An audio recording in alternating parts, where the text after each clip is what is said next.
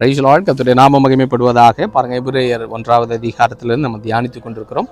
9வது வசனம் இப்படியாய் சொல்லுகிறது. 3வது பகுதி, நீர் நீதியை விரும்பி அக்கிரமத்தை வெறுத்திருக்கிறீர், ஆதலால் தேவனே உம்முடைய தேவன் உமது தோழரை பார்க்கலும் ஆனந்த தைலத்தினால் அபிஷேகம் பண்ணினார் என்றும்.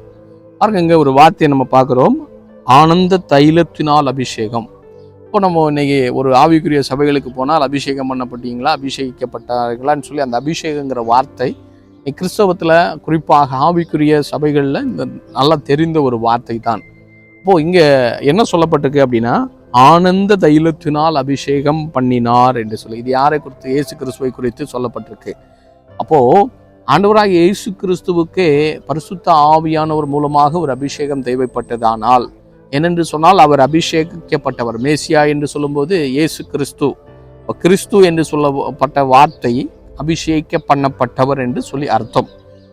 இந்த அபிஷேகம் இன்னைக்கு ஆண்டவராக இயேசுவுக்கு தேவை இருந்துன்னா, அவரை நம்பி இருக்கிற, அவருக்காய் வாழ்கிற, அவருடைய பிள்ளையாய் மாறி இருக்கிற உங்களுக்கும் எனக்கும் அந்த அபிஷேகம் ரொம்ப ரொம்ப முக்கியம். அப்போ அந்த அபிஷேகம் நம்முடைய வாழ்க்கையில் வரும்போது தான் அபிஷேகம் நுகங்களை முறிக்கும் என்று சொல்லப்பட்டிருக்கு, அக்கிரமத்தின் கட்டுகளை உடைக்கும் என்று சொல்லப்பட்டிருக்கு. இன்னைக்கு அநேக கிறிஸ்தவனுங்கிற பெயர் கொண்டு இருந்தும் பரிசுத்தாவின் அபிஷேகம் பெறாமல் இருக்கிறதுனால தான் இங்கே பலவிதமான போராட்டங்கள் வழியாய் கடந்து சென்று கொண்டிருக்கிறாங்க.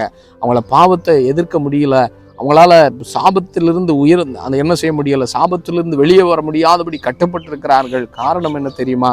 இந்த அபிஷேகத்தில் அவர்கள் வளராமல் இருப்பதுதான் காரணம். ஆனால் அந்த அபிஷேகத்தை பெற்றுக்கொள்ளாமல் இருப்பதுதான் காரணம். இந்த அபிஷேகம் ஒரு மனிதனுக்குள்ள இருக்குமானால் எப்படி இருப்பானா, அவனுக்குள்ள ஒரு பெரிய ஆனந்தம் இருக்கும். ஒரு அபிஷேகம் ஒரு மனுஷனை தொடுமும் போது அவனுக்குள்ள என்ன இருக்குமா? பெரிய ஆனந்தம் பெருகி கொண்டே இருக்கும். அந்த ஆனந்தத்தை கர்த்தர் இன்னைக்கு தந்து உங்களை அபிஷேகப்படுத்தி கடைசி காலத்தில் அவருடைய வருகைக்காக நம்மை ஆயத்தப்படுத்துவாராக. ஆமென்.